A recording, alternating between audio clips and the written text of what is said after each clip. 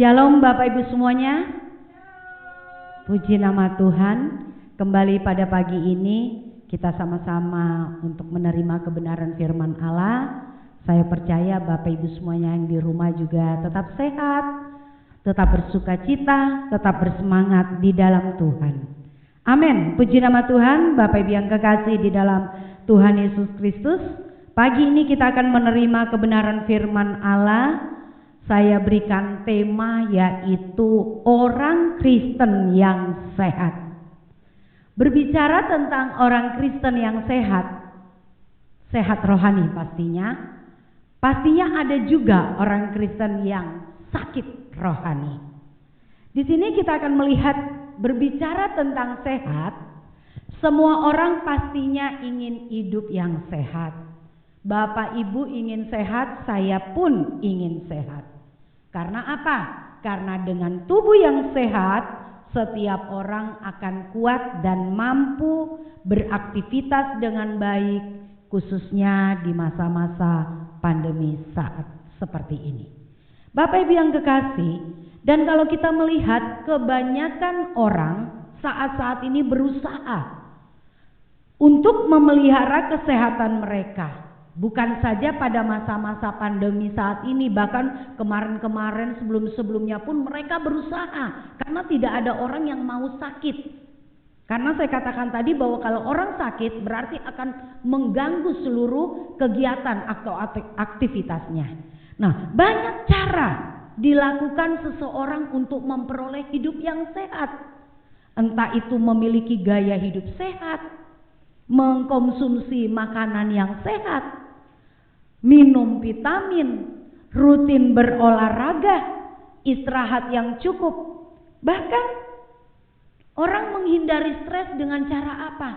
Mereka meluangkan waktu untuk pergi berlibur bersama keluarga agar semuanya serba fresh dan segar kembali.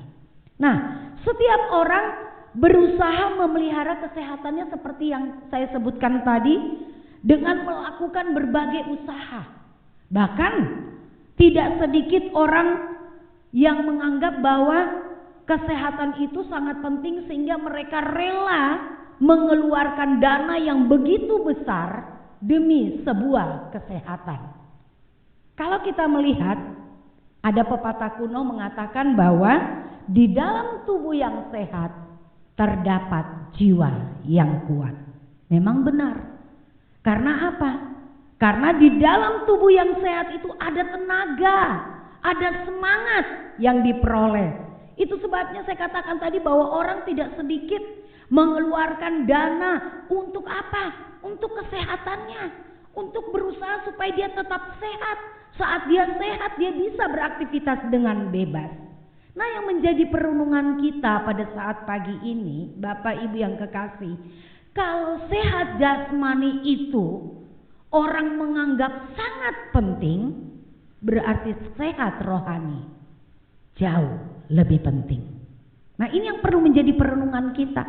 Kalau dengan kesehatan secara jasmani manusia berusaha sekuat tenaga mempersiapkan segala sesuatu, bahkan mempersiapkan biaya dana yang besar agar mereka bisa sehat, tetap kuat, bahkan sampai tua nanti tetap sehat. Nah, seharusnya kita pun harus lebih lagi memikirkan kesehatan rohani kita yang itu jauh lebih penting. Karena kalau kesehatan secara jasmani itu tidak kekal. Saat kita pergi dari dunia ini, meninggalkan bumi ini, semuanya lenyap, semuanya binasa. Tapi kesehatan rohani kita itu penting, karena itu bersifat kekal. Dalam 1 Timotius pembacaan kita akan lihat ya. 1 Timotius pasal yang keempat ayat 8. Kalau Bapak Ibu buka, silakan. 1 Timotius pasal 4 ayat 8 berbunyi demikian. Latihan badani terbatas gunanya, tetapi ibadah itu berguna dalam segala hal karena mengandung janji, baik untuk hidup ini maupun untuk hidup yang akan datang. Dikatakan bahwa latihan badani itu terbatas gunanya. Bukan tidak penting, tetapi terbatas. Yang tadi saya sebutkan bahwa berolahraga, menjaga kesehatan itu berguna. Bukan gak penting, tapi cuma terbatas. Terbatas hanya sebatas tubuh daging ini. Yang arti katanya tadi saya sudah katakan tidak kekal. Sementara saat kita mati, kita tinggalkan semuanya itu. Tetapi di sini dikatakan apa? Di dalam ayat ini selanjutnya dikatakan apa? Tetapi ibadah itu berguna dalam segala hal. Ingat, kata ibadah di sini berbicara tentang apa? Bukan semata-mata kita datang di gereja berkumpul beribadah. Ya itu juga. Tetapi yang paling mendalam lagi bahwa kata ibadah itu berguna dalam segala hal. Ini ibadah menyangkut hubungan dengan Tuhan. Ini menyangkut hubungan kita dengan Tuhan. Kita berrelasi nggak dengan Tuhan dengan kuat? Dan ibadah itu menyangkut seluruh kehidupan kita dipersembahkan sebagai persembahan yang hidup. Makanya pada saat-saat seperti masa-masa pandemi saat ini, banyak orang yang sudah mulai gelisah, banyak orang sudah mulai katakan, kapan kita ibadah, Bu? Itu sih tidak salah. Karena memang kalau saat kita berkumpul pun kita saling menguatkan satu dengan lain. Tetapi saat kita beribadah seperti saat ini dengan online pun, itu tidak mengurangi esensi ibadah yang sesungguhnya. Karena ibadah yang sesungguhnya bukan pada tempatnya. Bapak Ibu perlu perhatikan. Ibadah yang sesungguhnya bukan pada gerejanya, gedungnya. Tetapi ibadah yang sesungguhnya itu adalah hubungannya dengan Tuhan. Dan seluruh kehidupan kita yang kita persembahkan itu hanya untuk Tuhan. Itulah ibadah yang sesungguhnya. Bahwa terus menerus mempunyai hubungan dengan Tuhan. Sehingga saat kita memiliki hubungan dengan Tuhan, maka di situ kita mempersembahkan tubuh kita sebagai persembahan yang hidup, yang kudus dan berkenan kepada Allah. Itu adalah ibadah yang sejati. Nah, inilah yang berguna. Inilah yang bersifat kekal, yang harus kita perjuangkan terus menerus agar kita menjadi sehat rohani. Bapak Ibu yang kekasih di dalam Tuhan Yesus Kristus, di sini ada 3 hal yang akan kita pelajari. Ada 3 hal yang mempengaruhi orang Kristen untuk sehat rohaninya. Ada 3 hal. Saya ambil ada 3 hal. Yang pertama, kekristenan yang dapat memiliki kehidupan yang sehat rohaninya apabila makanannya harus sehat. Jadi orang Kristen yang bisa sehat rohaninya, dia harus punya pola makan yang sehat juga. Nah, yang saya katakan tadi, kesehatan itu mempengaruhi dari pola makan kita. Makanan yang sehat itu akan mempengaruhi kondisi tubuh seseorang. Dengan mengkonsumsi makanan yang sehat, maka tubuh kita pun akan sehat. Dan sebaliknya, saat kita mengkonsumsi makanan yang tidak sehat, makanan yang sembarangan aja kita masukkan di dalam mulut kita, itu akan membuat tubuh kita akan mudah sakit. Daya tahan tubuh kita akan mudah menurun dan masih banyak lagi. Tetapi, ini yang menjadi tetapi anehnya saat-saat sekarang ini, apalagi bagi anak-anak muda, nggak usah anak muda, orang tua pun, manusia itu lebih condong memilih makanan yang tidak sehat. Karena apa? Karena makanan yang tidak sehat itu senantiasa menggugah selera. Wadaw. Bervariasi dan mengenakkan apa kita? Lidah kita. Rasanya di lidah enak. Itu makanan tidak sehat. Contohnya apa? Berlebihan makanan gorengan. Gorengan saya pun suka, saudara. Kalau nggak mengendalikan diri, hari-hari mau makan gorengan terus. Makanan yang yang terlalu banyak micinnya, bumbu-bumbu penyedap rasanya, justru itu yang disukai. Karena itu banyak variasinya dan itu menggugah selera untuk menikmatinya. Apalagi kalau saat sekarang ini manusia nggak perlu lagi beli makanan keluar, lihat aja sudah di Instagram, di YouTube, membuat keinginan luar biasa. Nah ini kan. Dan kita perlu tahu sebaliknya makanan sehat itu, kenapa orang nggak suka? Karena makanan sehat itu terasa membosankan. Apalagi tidak enak di lidah. Apalagi dan sangat berlawanan dengan keinginan atau selera kita. Coba Bapak Ibu perhatikan, kalau saat setiap hari di rumah masaknya sayur rebus terus. Hari-hari bosan enggak? Pasti bosan. Hari-hari makan tempe direbus terus, pasti bosan. Karena memang manusia ini condongnya ingin makanan-makanan yang bervariasi, yang enak di lidah doang. Tetapi tidak bermanfaat bagi tubuh. Demikian halnya dengan kerohanian saya dan saudara. Kita kadang-kadang lebih condong dengan makanan-makanan yang tidak sehat. Firman Allah katakan di dalam Matius pasal yang keempat, kalau Bapak Ibu baca, buka ya. Matius pasal yang keempat ayat yang keempat dikatakan di sini, manusia hidup bukan dari roti saja, tetapi dari setiap firman yang keluar dari mulut Allah. Ini berarti bahwa kehidupan orang percaya, kehidupan kita yang mau mengalami sehat rohani, hidupnya tidak bergantung kepada roti atau makanan jasmani yang dapat binasa. Arti katanya apa?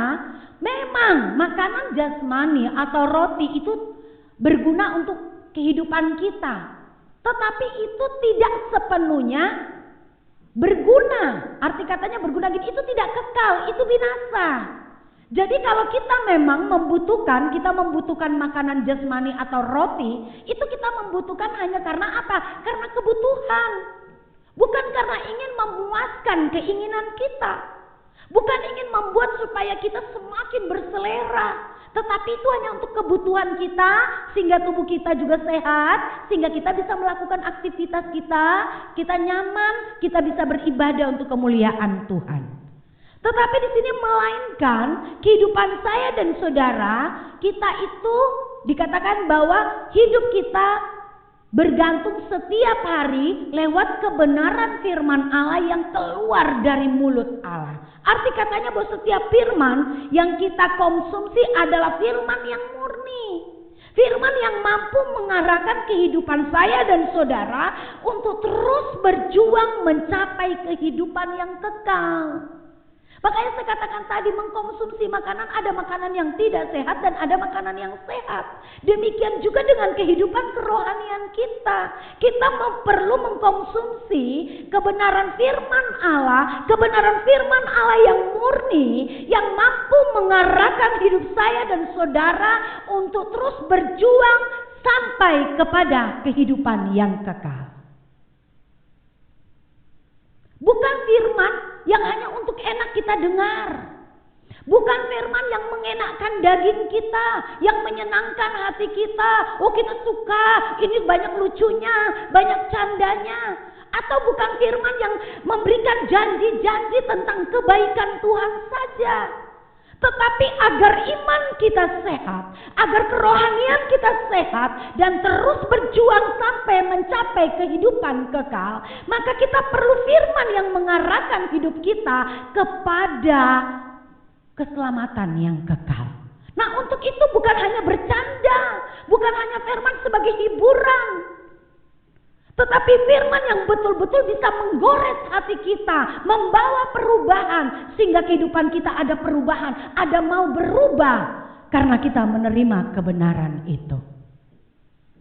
Nah, Bapak Ibu yang kekasih dalam Tuhan, firman yang murni itu berfungsi untuk apa? Untuk mengajar kita. Kalau kita buka di dalam 2 Timotius pasal 3 ayat 16, ayat ini menjadi ayat emasnya Pak Pendeta ya. Kalau kita sering ini 2 Timotius Lebih baik kita bacakan di ayat ini ya. 2 Timotius pasal yang ke-3 ayat yang ke-16.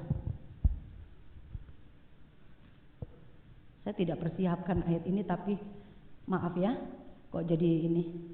2 Timotius pasal yang ke-3 ayat yang ke-16 dikatakan,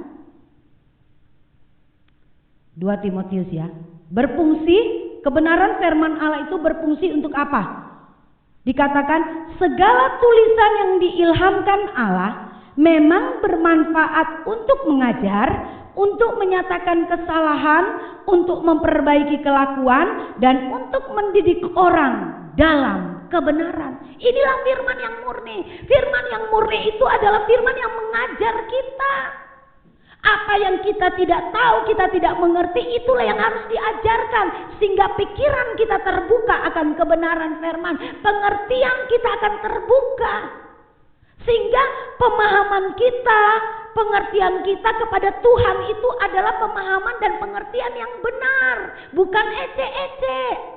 Yang hanya kita sekedar mengenal Tuhan bahwa Yesus ada turun ke surga, yang dia akan rela mengorbankan dirinya untuk memberikan keselamatan bagi saya dan saudara, menghapus dosa kita, selesai. Tapi ada pengertian-pengertiannya di mana kita menjadi umat-umat yang terus berjuang untuk memperoleh kehidupan kekal itu. Firman itu juga menyatakan kesalahan. Kebenaran yang murni mampu untuk menegur saya dan saudara, mampu mengorek obrak-abrik daging kita, di mana kita yang tidak benar, di situ kita diperbaiki. Itu sebabnya dikatakan memperbaiki kelakuan, menyatakan kesalahan, mendidik orang di dalam kebenaran. Inilah kebenaran firman yang murni. Jadi kebenaran firman yang murni bukan hanya sekedar kita mau mengklaim janji-janji Tuhan. Tanpa kita minta pun, saat hidup kita di dalam kebenaran, saat kita sungguh-sungguh di dalam Tuhan, Tuhan sendiri yang akan memberikan kita berkat-berkat itu sesuai dengan porsinya. Sehingga kita apa? Kita bisa memiliki, saat kita mengkonsumsi kebenaran yang murni itu, firman yang murni itu, maka kita akan bisa mengatakan seperti Yesus katakan apa? Makananku ialah melakukan kehendak Bapa. Nah ini, saat hidup kita mau dididik, diajar, diperbaiki kelakuan kita supaya kita mengerti kebenaran dengan sungguh-sungguh, sehingga kita mengalami pertumbuhan dari hari ke hari, sehingga kita berjuang hari demi hari, sehingga kita bisa katakan seperti Yesus katakan apa? Makananku ialah melakukan kehendak Bapa. Jadi polanya apa? Melakukan kehendak Bapa berarti kita hidup sama seperti Yesus hidup di dunia. Jadi role model kita adalah Yesus. Ini. Jadi kekristenan yang mau sehat secara rohani, konsumsilah kebenaran firman Allah yang murni. Konsumsilah kebenaran firman Allah yang mendidikmu, yang mengubahmu, yang membuat engkau terus berjuang untuk melangkah kepada kehidupan yang kekal. Amin. Itu yang pertama. Yang kedua, kehidupan kekristenan yang mau sehat secara rohani berarti memiliki pikiran yang sehat. Pikirannya harus sehat. Karena pikiran ini mempengaruhi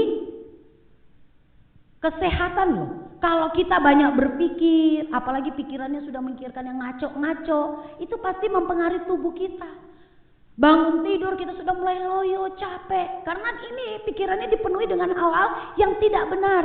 Itu sebabnya pikiran harus sehat. Sehebat apapun seseorang dalam kemampuan berpikirnya, mungkin di atas rata-rata, dasarnya harus firman. Ini. Atau kita boleh saja termotivasi oleh penulis-penulis yang hebat, pengkhotbah yang hebat, buku-buku yang hebat. Tetapi dasarnya harus kebenaran firman Allah. Karena orang yang sehat itu otomatis pikirannya akan sehat. Karena memiliki pikiran yang berasal dari Kristus. 1 Korintus pasal 2 ayat 16b katakan, Rasul Paulus sendiri mengatakan bahwa tetapi kami memiliki pikiran Kristus. Kehidupan yang sudah hidup di dalam kebenaran itu memiliki pikiran Kristus, mau berjuang memiliki pikiran Kristus. Makanya di dalam Filipi pasal 2 ayat 5, Rasul Paulus menasehati jemaat yang ada di Filipi bahwa hendaklah kamu hidupmu bersama-sama menaruh pikiran dan perasaan Kristus di dalamnya. Arti katanya apa? Saat pikiran kita mau sehat, maka pikiran ini haruslah pikiran Kristus. Dan untuk memindahkan, untuk memiliki pikiran Kristus, maka hidup kita harus ada di dalam kebenaran. Pola hidup kita, role model kita adalah pribadi Kristus. Nah, saat seseorang memiliki pikiran Kristus di dalam dirinya, pastinya pikirannya akan muncul adalah pikiran-pikiran yang baik, pikiran-pikiran yang indah, pikiran-pikiran yang manis. Seperti di dalam Filipi pasal yang ke-4 ayat 8 dikatakan bahwa apa? Semua yang benar, semua yang mulia, semua yang adil, semua yang suci, semua yang sedap didengar, yang disebut kebajikan dan patut dipuji, pikirkanlah semua itu. Jadi saat pikiran kita memiliki pikiran Kristus, kehidupan kita latih terus berjuang untuk memiliki pikiran Kristus, maka yang dipikirkan bukan hal-hal yang sia-sia, tetapi yang dipikirkan adalah semua yang baik, semua yang indah, semua yang suci, semua yang manis didengar. Memang untuk berbicara ini gampang saudara, tapi untuk melakukan dan mempraktekkan itu yang sulit. Makanya di dalam Kolose pasal 3 ayat 2 katakan memikirkan perkara-perkara yang di atas. Kehidupan kekristenan yang memiliki pikiran yang sehat, maka pikirannya bukan hanya tertuju kepada bumi, bukan hanya memikirkan keadaan yang di sekelilingnya, tetapi pikirannya diorientasikan kepada apa? Hal-hal yang indah, yang mulia. Yaitu apa? Aku ingin mencapai kehidupan yang kekal. Itu pikiran kita, itu kerinduan kita. Dan orang yang memiliki pikiran yang sehat dan pikiran Kristus, saya katakan tadi, dia akan membuang sampah dalam pikirannya yang menyebabkan penyakit rohani. Sampah itu kalau masuk di dalam tubuh kita akan membuat kita sakit. Demikian juga dengan pikiran-pikiran yang sampah. Pikiran sampah seperti apa? Di dalam Efesus pasal yang ke berapa ya? Coba. Efesus pasal yang ke-4 ya, 4 ayat 17 coba. Iya, pikiran yang sampah yaitu pikiran yang sia-sia dikatakan. Pikiran yang sia-sia ini adalah pikiran apa? Pikiran negatif. Itu jangan kita masukkan di dalam diri kita. Kekristenan yang mau sehat rohani, jangan memasukkan pikiran negatif, pikiran porno, pikiran curiga, yang terlalu sensitif dengan orang lain, pikirannya jahat, pikirannya selalu khawatir. Itu adalah pikiran yang sia-sia, yang akan merusak kehidupan kerohanian kita. Secara khusus pada akhir-akhir ini, pada saat-saat ini. Saya mendengar kemarin pemuda remaja masuk di dalam ibadah kemarin ya, di youth itu. Mereka sharing, memikirkan, saya katakan sama Asasa, anak-anak muda ini lebih ngeri dari ibu-ibu ya, kata Asa. Mami, ibu-ibu karena nggak ada Zoom, coba kalau ada Zoom mereka pasti berkeluh kesah juga. Banyak yang begini. Tetapi saudara, memang keadaan kita tidak bisa menolak keadaan yang terjadi. Mungkin kita katakan saat ini keadaannya corona. Tetapi apakah bisa menjamin selesai corona ini tidak ada lagi masa-masa yang sulit yang akan kita hadapi? Tidak ada lagi keadaan-keadaan yang susah. Karena dunia ini bukan tempatnya yang baik.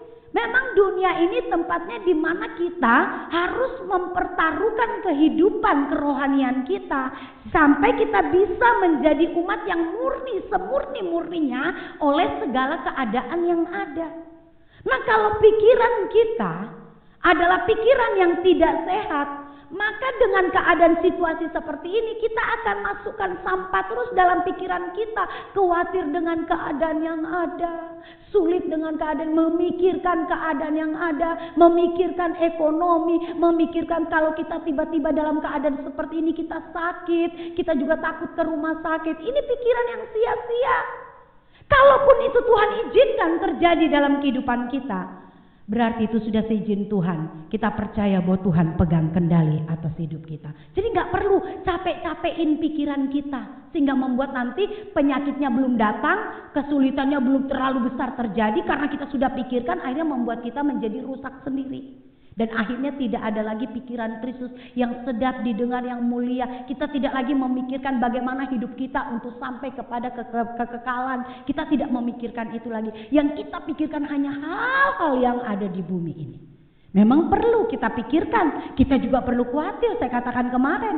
Tapi memikirkannya pada porsi-porsinya saja. Sebagai kita orang yang bertanggung jawab hidup di bumi ini. Yang ketiga, selain tadi makanan kita harus sehat, apalagi tadi pikirannya juga harus sehat. Orang yang mau sehat rohani, anak muda itu dengar ya, makanannya harus sehat, jangan makan ciki-ciki terus ya. Oke. Ketiga, perkataannya pun harus sehat. Kekristenan yang mau mengalami sehat rohani, hidup makanannya adalah kebenaran firman Allah yang murni, yang membuat dia mampu terus untuk berjuang melakukan kebenaran itu. Pikirannya harus dipenuhi dengan pikiran yang sehat, dan mulutnya pun harus menjadi mulut yang sehat. Perkataannya harus sehat. Orang Kristen yang sehat rohaninya bisa diperhatikan dari setiap perkataannya. Jadi Bapak Ibu nggak usah susah-susah lihat kekristenan seseorang kalau dia sehat rohaninya, perkataannya, lihat dari perkataannya. Oh, tapi sekarang Bu nggak usah lihat dari perkataan. Iya benar juga. Sekarang ini nggak usah tidak semata-mata perkataan, tapi jari-jari tangan ini juga. Ngerti gak? Jari-jari tangan ini yang sekarang perlu sehat. Karena apa? Orang bukan saja berkata lewat mulut, lewat jari-jari tangan di medsos. Berantem jawabannya supaya seantero se-Indonesia Raya tahu. Gitu. Apa pentingnya? Itu menggambarkan karakter kita.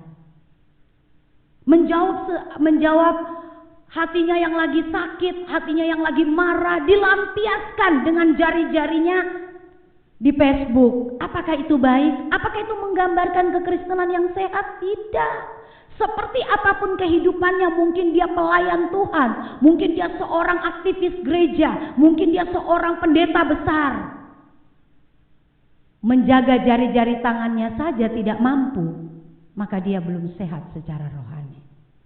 Nah, di sini dikatakan, perkataan yang sehat itu apa? Perkataan yang seperti apa? Perkataan yang seperti orang menyampaikan firman Allah. 1 Petrus 4 ayat 17. Ini saya suka ayat ini nih. Karena ini mengajar saya juga ini. 1 Petrus pasal 4 ayat 17 dikatakan di sini, jika ada orang yang berbicara, baiklah ia berbicara sebagai orang yang menyampaikan firman Allah. Jika ada orang yang melayani, baiklah ia melakukannya dengan kekuatan yang dianugerahkan Allah, supaya Allah dimuliakan dalam segala sesuatu, karena Yesus Kristus ialah yang empunya kemuliaan dan kuasa dan sampai selama-lamanya. Arti katanya, perkataan yang sehat itu adalah perkataan yang keluar saat kita berbicara seperti kita menyampaikan firman Allah. Bukan begini, saudara, Arde, dengarkanlah kebenaran. Bukan seperti itu. Arti katanya, patrolnya, cerminannya itu kebenaran firman. Saat kita berbicara cerminnya kebenaran firman Allah, maka perkataan yang keluar dari mulut kita adalah perkataan-perkataan Kristus. Yang mengandung apa tadi? Ajaran, didikan, teguran, dan kekuatan untuk membangun. Itu Kolose pasal 3 ayat 16. Jadi perkataan-perkataan yang sehat itu adalah perkataan-perkataan yang sesuai dengan perkataan Kristus. Kalau Bapak Ibu baca dalam Kolose 3 ayat 16, dikatakan bahwa perkataan yang keluar itu perkataan yang mengajar. Bukan berarti kita menjaga mulut kita supaya tetap sehat, mengeluarkan bahasa yang sehat. Kita nggak marah, kita juga bisa marah, tapi marah yang kudus, tidak menyimpan di dalam hati. Karena kita juga sebagai orang tua sangat salah sekali saat melihat anak kita melakukan kesalahan. Kita tidak menegur, kita tidak mendidik, Karena kita mau menjaga mulut kita mau menjaga perkataan kita supaya kita tidak berdosa. Akhirnya kita diam melihat kesalahan-kesalahan yang dilakukan oleh baik anak-anak kita, baik keluarga kita, baik orang-orang di sekeliling kita. Tapi caranya, kalau kita mau mengeluarkan bahasa-bahasa perkataan Kristus, berarti perkataan Kristus itu adalah perkataan yang membangun, perkataan yang menegur, perkataan yang mendidik. Bukan berarti perkataan-perkataan yang sembrono. Saat kita memiliki perkataan Kristus, kita berjuang berkata sesuai dengan kebenaran firman Allah, maka di sini kita akan berhati-hati. Kita akan berhati-hati terus dan kita akan berjuang terus di dalam hal berbicara. Bahasa kita nggak asal bunyi. Ini, bahasa kita nggak asal bunyi. Ngerti nggak asal bunyi? Kalau yang tidak penting tidak usah diomongin. Yang tidak penting tidak usah dibicarakan. Ini.